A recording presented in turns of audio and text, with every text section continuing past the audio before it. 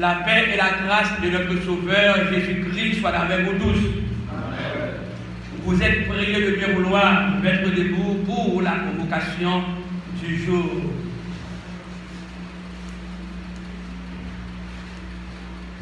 Entonnons, j'ai trouvé Jésus admirable, le Dieu fort, le prince de paix.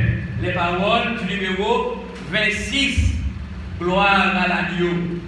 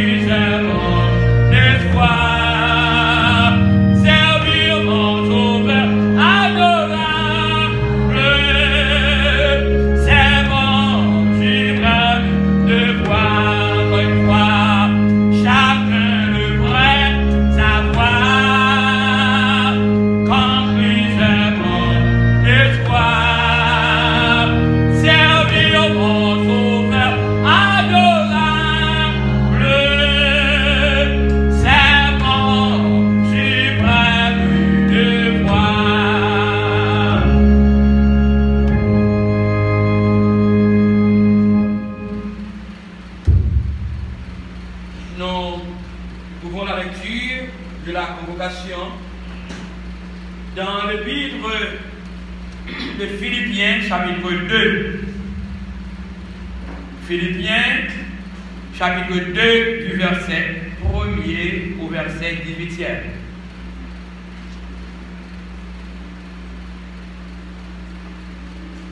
Philippiens, chapitre 2, du verset 1er au verset 18e.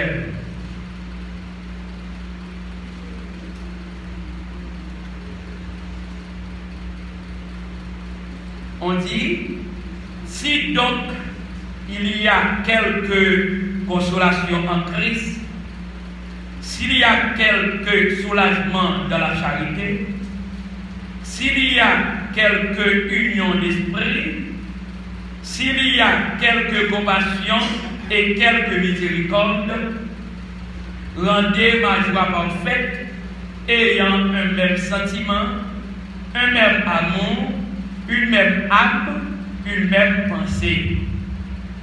Ne faites rien par esprit de parti ou par vaine gloire, mais que l'humilité vous fasse regarder les autres comme étant au-dessus de vous-même. Que chacun de vous, au lieu de considérer ses propres intérêts, considère aussi ceux des autres. Ayez en vous des sentiments qui étaient dans Jésus-Christ, lequel, existant en forme de Dieu, n'a point regardé comme une proie à arracher d'être égal avec Dieu, mais s'est dépouillé lui-même en prenant une forme de serviteur, en devenant semblable aux hommes, en ayant paru comme un simple homme. Il s'est humilié lui-même, se rendant obéissant jusqu'à la mort, même jusqu'à la mort de la croix. C'est pourquoi aussi Dieu l'a souverainement élevé et lui a donné le nom qui est au-dessus de tout nom, afin qu'au nom de Jésus, tous genou fléchissent dans les cieux, sur la terre et sous la terre, et que toute langue confesse que Jésus-Christ est Seigneur, à la gloire de Dieu le Père.